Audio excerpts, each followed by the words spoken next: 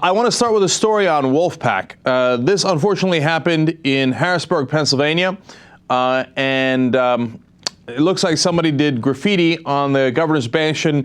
CBS 21, a local affiliate there of CBS, has a report on it from Chris Pabst. Let's look at the report and then I will comment on this.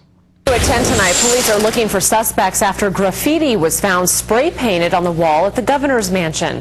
CBS 21's Chris Pabst is live with the Dauphin County Mobile Newsroom in Harrisburg for us tonight. Chris, this is a pretty bold move, not to mention illegal. They were trying to bring attention to a movement. When was it done?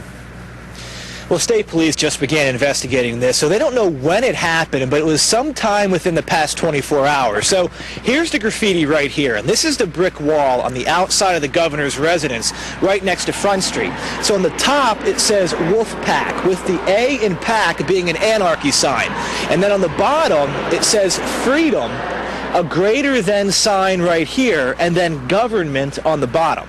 So what is Wolf-PAC? Well, much like the Tea Party and much like the Occupy Harrisburg protests, it's a political movement that, of course, has a website. Tonight, we're going to start a fight. The line at the top of the website says all you need to know. Quote, money buys our politicians. In the end, our politicians do not serve us. They serve the people who pay them. This is Wolf-PAC.com. It's a relatively new political group that has one basic goal: to take corporate money out of politics. Corporations are profit-making machines.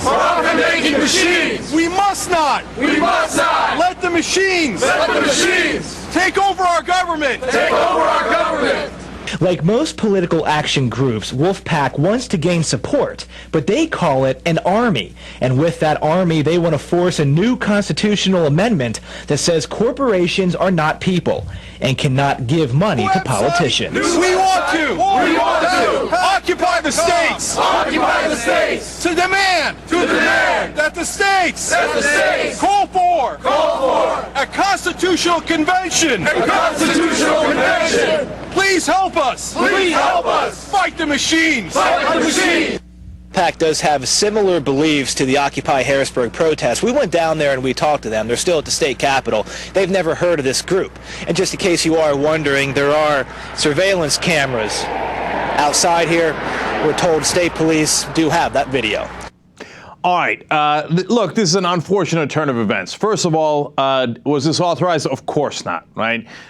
Second of all, look, I know, man, I know a lot of people are enthusiastic. That's fantastic. And we want to channel that enthusiasm in the right direction, right? But we got to do it the right way. So first of all, you got to keep everything legal. And second of all, this is super obvious, but I just want to state it anyway. It's got to be peaceful and it's got to be nonviolent. Look, obviously our model is the civil rights movement. I say obviously because they were so successful and so bold and brave, and they got to their objective in the civil rights legislations of the 1960s. So Martin Luther King, for example, was right legally. They call it civil disobedience, but when he marched in places like Selma, Alabama, the Supreme Court had ruled in his favor. He was actually technically correct.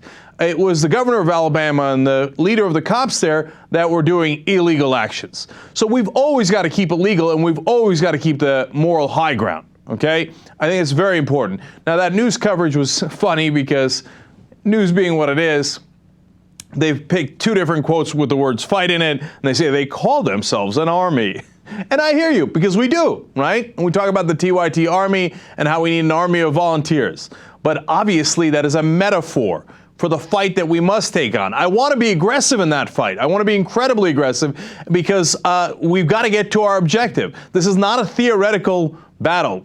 We have to pass this amendment to clean up our government and our politics. But there is a right way of being aggressive, and that is through legal means. And if we have to occupy the states, absolutely. If we have to pressure politicians, absolutely.